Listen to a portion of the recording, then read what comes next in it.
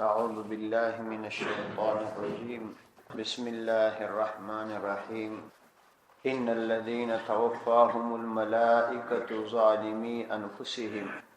قالوا فيما كنتم قالوا كنا مستضعفين في الأرض قالوا ألم تكن أرض الله واسعة فتهاجروا فيها فأولئك مأواهم جهنم وساءت مصيرا. سورة نساء آیات نمبر 19. ان الذين توفاهم الملائکه، یقینا هغه کسان توفاهم الملائکه چې ملائکه روح قبض کړي،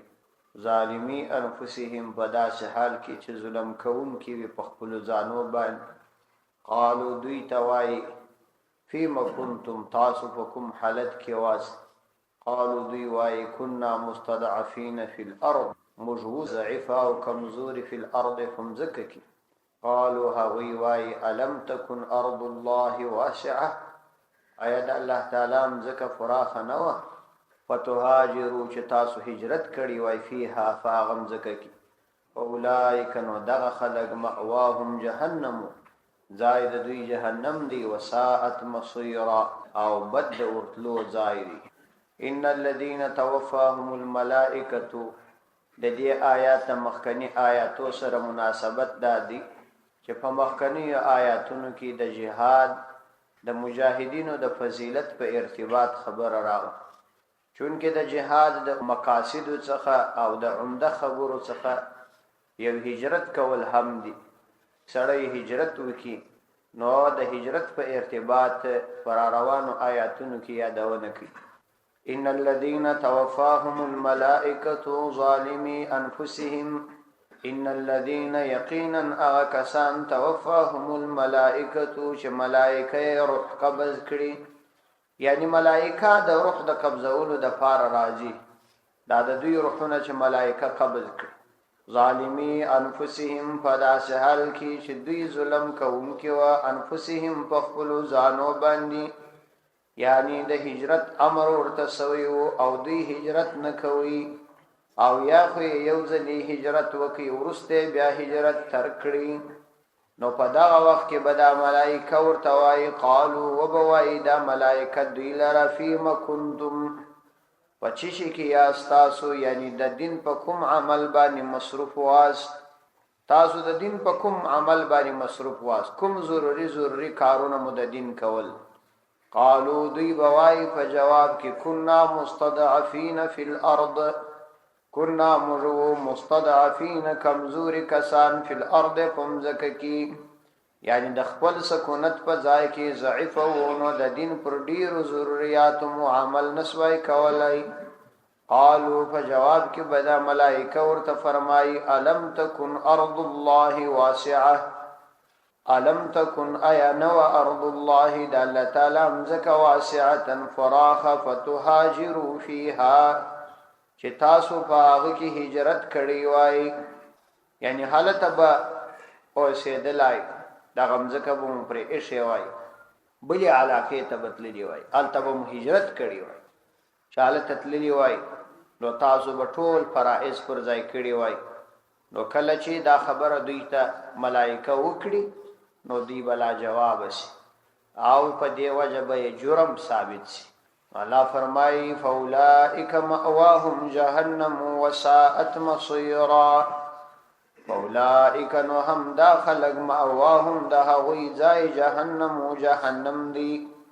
وساءت مصيرا او بد ورتلو ځای دی، او ډیر بد ورتلو ځای دی چې دوی به هلته ورسي. د هجرت په ارتباط باندې په دې مبارکو آیاتونو کې ډېر سخت تاکید راغلی،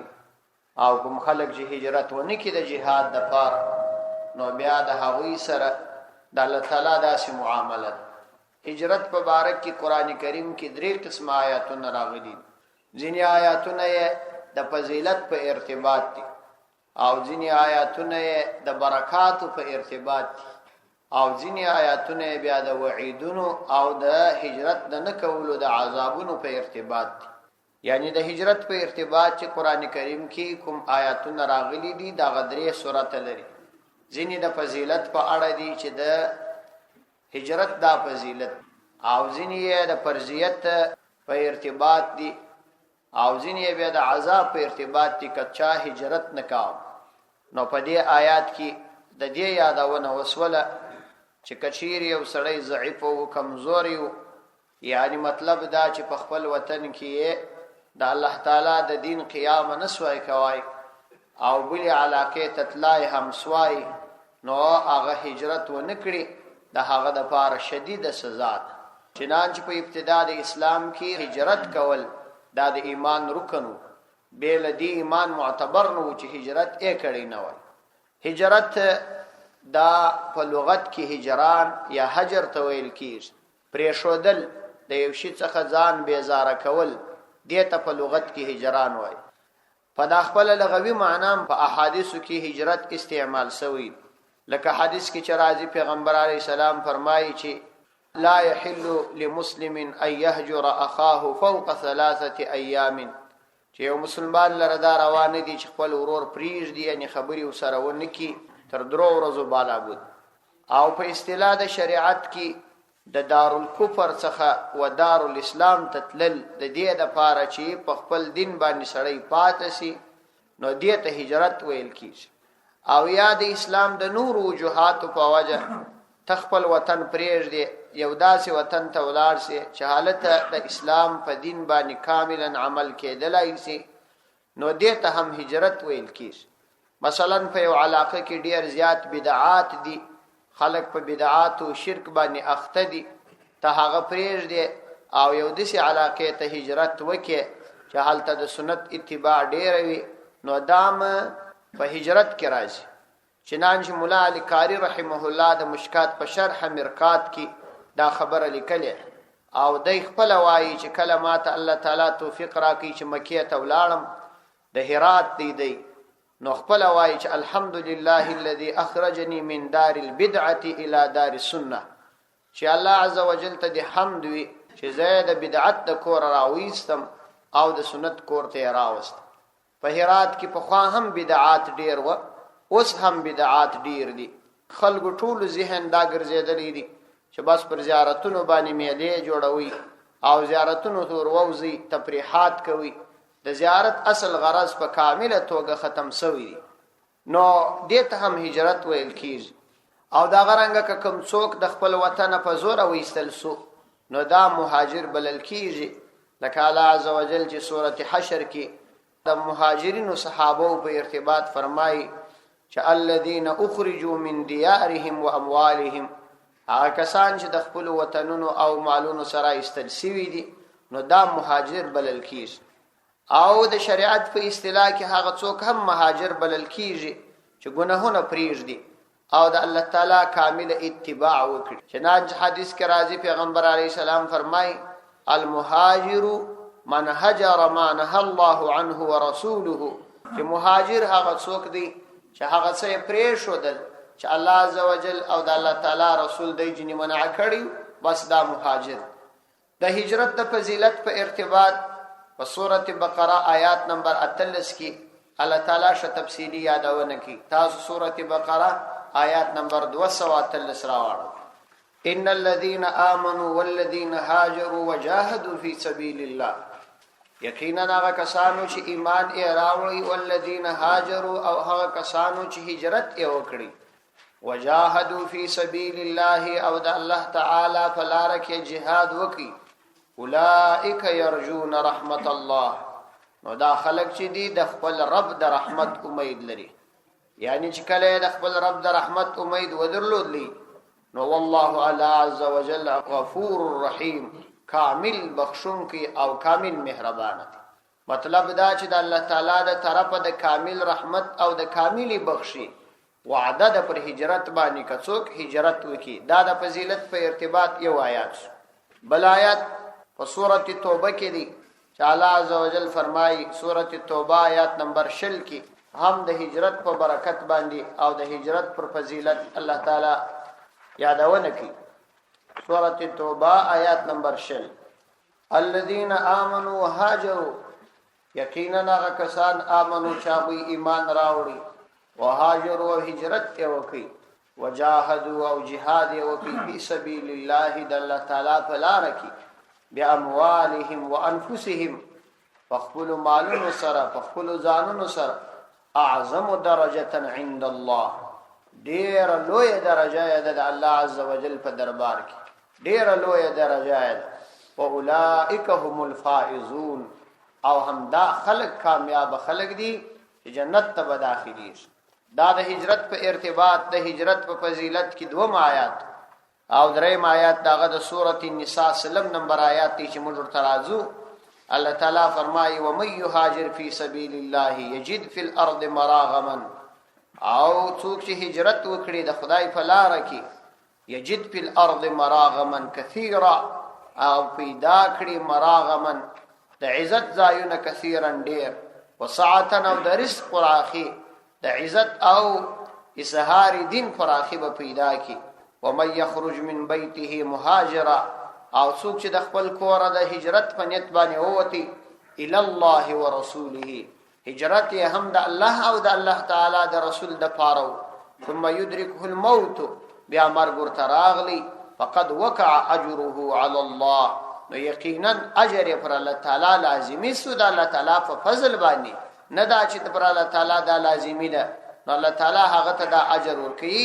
ولو کدی د هجرت په دوران کې په لار کې وفات شي او الله تعالی کاملا بخښونکی او مهربان دا د هجرت د فضیلت په ارتباط باندې او دوم هغه آیاتونه دي چې هغه کې الله تعالی د هجرت نه کولو سزا بیان کړي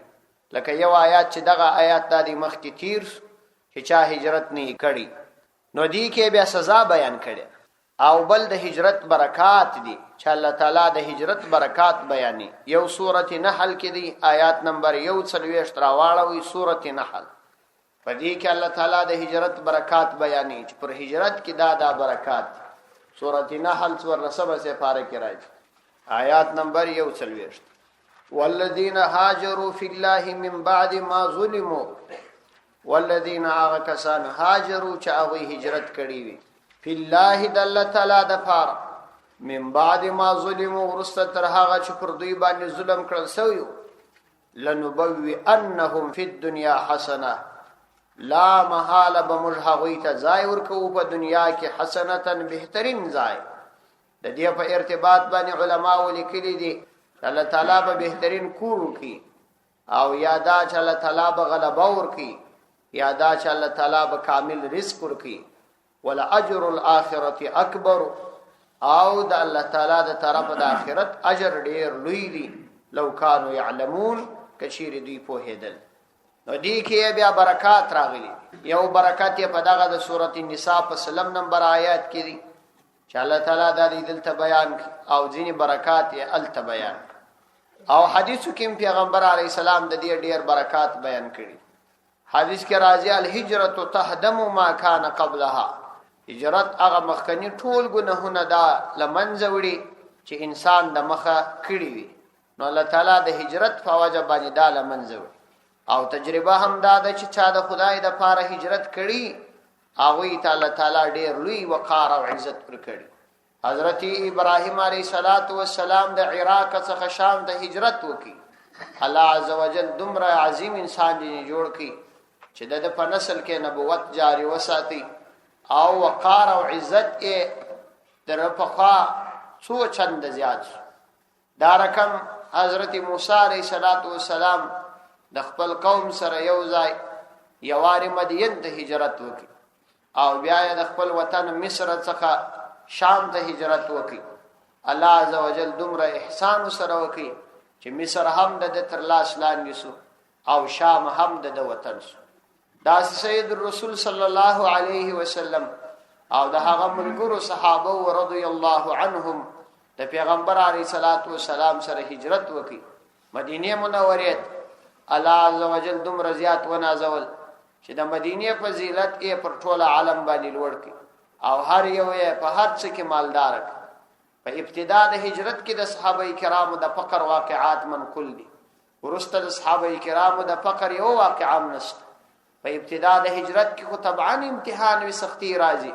ورسته الله تعالی په هغوی باندې ډیره زیاته پراخي راوستل. چنانچه صحابه کرامو په خپل اختیار ځانونه فقرا جوړ کړي وو. دا نه چې هغوی مال او دولت نه درلود.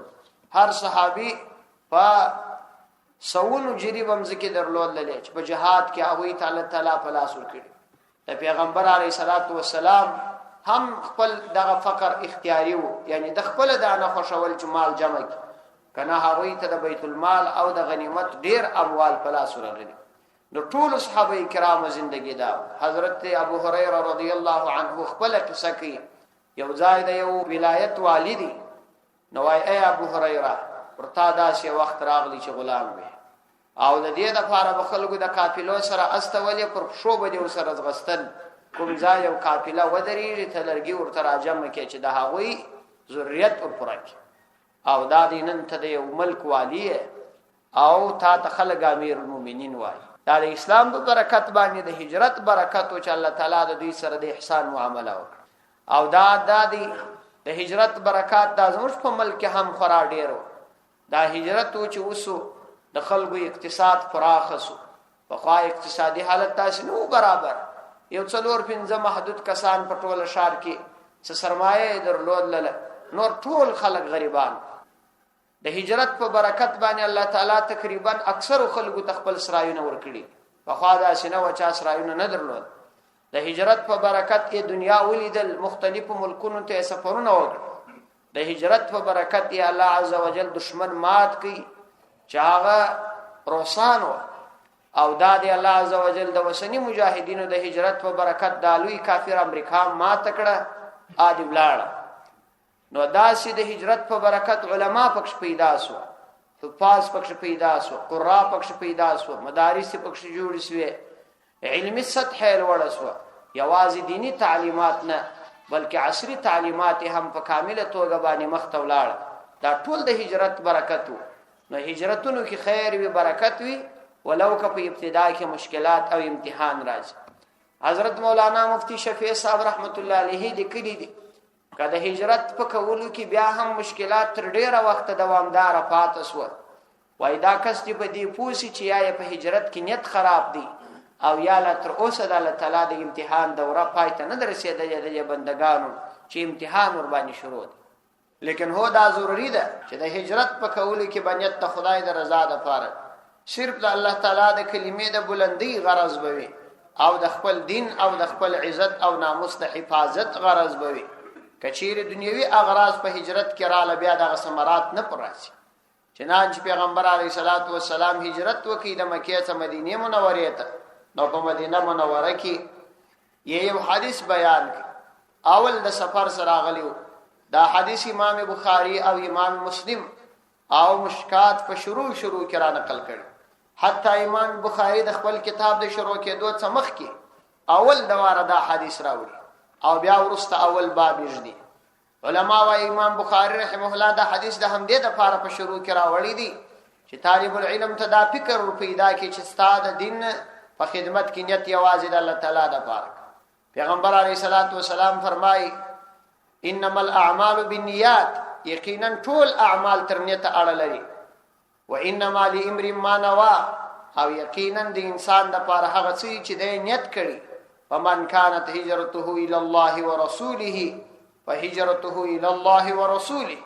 کچا د الله تعالی د لپاره هجرت کړي او د الله تعالی د رسول د لپاره کړي نو یقینا د هجرت د الله تعالی او د الله تعالی د رسول د لپاره. ومن كانت هجرته للدنيا يصيبها او امرأة ينكحها، او کې هجرت د دې د لپاره کړي چې دنیا حاصله کی او یا کوم شذ په نکاح کړي فهجرته الى ما هاجر الیه. نو د هجرت د هغه څه د لپاره دی چې دغه د لپاره هجرت کړي. دا حدیث امام بخاری او امام مسلم رحمت الله علیهما دواړو را نقل کړي. نو هجرت انتهایی زیات برکات لري او پر نه کولو باندې سزا ده. خدا په هغه صورت کې سړی د هجرت د کولو په وخت کې خپل دین او خپل عزت او ناموس ساتلی شي. کچیر په کوم ملک د دا ټول څه کولای شوی بیا هجرت پر د باندې لازمي نه دی. الا المستضعفين من الرجال والنساء. الله تعالی فرمای الا المستضعفين مگر نزعف کسان من الرجال د سړیو څخه والنساء د شذ څخه والولدان د کوچنیانو څخه لا یستطيعون حیلة ولا يهتدون سبیلا چاوی طاقت نلري حیلة د تدبیر ولا يهتدون او نفیدا کوي سبیلا لارا یعنی هغه کسان چې هغه یقیني ضعیف وي لکه بعض خلک چې هغه بندیان و او یا شذ او ماشومان چې هغه نه تدبیر پیدا کولای شي چې یو تدبیر او ترتیب جوړ کې ولار سي هجرت وکي او نه لار ورته معلومیږي نو دغه کسان بیا د دې عذاب معاف دي الا المستضعفين من الرجال مگر نه کسان چې کمزوري وي من الرجال د ضعیف نارینه څخه والنساء د شذ څخه والولدان د ماشومان څخه چې په واقع کې هم لا یستطيعون حیله چاوی طاقت نلري حیله د تدبیر یعنی تدبیر او لار نسی پیدا کولای ولا يهتدون سبیلا او نفیدا کوي سبیلا لارا دا خلق بیا معاف دي اولئک عسى الله ان يعفو عنهم وكان الله عفوا غفورا فاولئک ندغ خلق عسى الله قریب د چې الله عز وجل به ان يعفو عنهم دوی لره معافي وکړي وکانه الله عفوا غفورا او دا معافي کول الله تعالی تګران کار نه دی ځکه چې الله تعالی کامل معافي کوونکی دی او کامل بخښ کوونکی دی ومن يهاجر في سبيل الله او څوک چې د الله تعالی په لار کې هجرت وکړي د دین په خاطر یجد فی الارض مراغما كثيرا نو پیدا به کې هغه فی الارض فمزکه کې مراغم په معنا د مذهب دی ځایونه د وسیدلو او ځایونه د انتقال مراغمن د وسیدلو ځایونه د انتقال ځایونه کثیرا ډیر وسعتنا فراخی یعنی د مال فراخی د اسلام د دین د اظهار فراخی ځکه چې الله عزوجل فرمایي دا زموږ قانون دی او دا قاعده ده نو کچی دا ځای ته ورسېدي او بیا په دنیا کې هم د دې سفر او اظهار وکي الله تعالی به داغه د پاره یقیني وضاحت او اظهار راولي او که په دنیا کې داغه د پاره پر اخره نغلل او د انتقال ځایونه پیدا نکړه نو د آخرت کامیابی خو خامخا یقیني او ضروری ومن يخرج من بيته او څوک چې ووتی من بيته د خپل کور څخه مهاجرن فداس حال کې چې هجرت کوونکی وی ل الله ورسوله د الله تعالی طرف ته ورسوله د الله تعالی د رسول طرف ته ثم يدركه الموت بیا دای چینکی الموت مرګ ورترالی فقد وقع اجره على الله نو یقینا واقع اجره اجر على الله فر الله عز وجل باندې یعنی دا چې د قصد کړي و د هجرت خو هغه قصد حاصل نسو داغه د مخ کې مرګ ورترالی فقد وقع اجره على الله یقینا واقع اجره د اجر على الله فالله عز وجل باندې چې د کوم شی وعده الله تعالی کړي واغه به کامل ورکي ګوري علا د پاره د الزام دی یعنی الله تعالی د اجر پر خپل ځان باندې لازم کړی دی دا نه چې د طرف پر الله تعالی دا لازمه ده دا الله تعالی په خپل فضل او کرم پر ځان لازم کړي ګډیو چا پور چې پر چا لازم یې خامخای ورکي الله تعالی وای د اسید دغه سړي اجر پر ما باندې پور دی زې ورکو د دې آیات په شان نزول کې علماو د حضرت خالد ابن حزام رضی الله عنه واقعا را نقل کړي چې دا صحابي د مکه مکرمه څخه حبشه ته هجرت کړیو پر لارې باندې مارو خړی او په لار کې په شهادت باندې ورسېدي نو دا د خالد ابن حزام په ارتباط نازل شوی دی حکم عام دی تر قیامت پورې چې هر څوک د خدای د دین لپاره هجرت وکي او په لار کې مرګ ورته راشي نو دا ثواب به حاصلي وکان الله غفورا رحیما او دی الله عز وجل پر بخښونکی رحیما پر مهربان صدق الله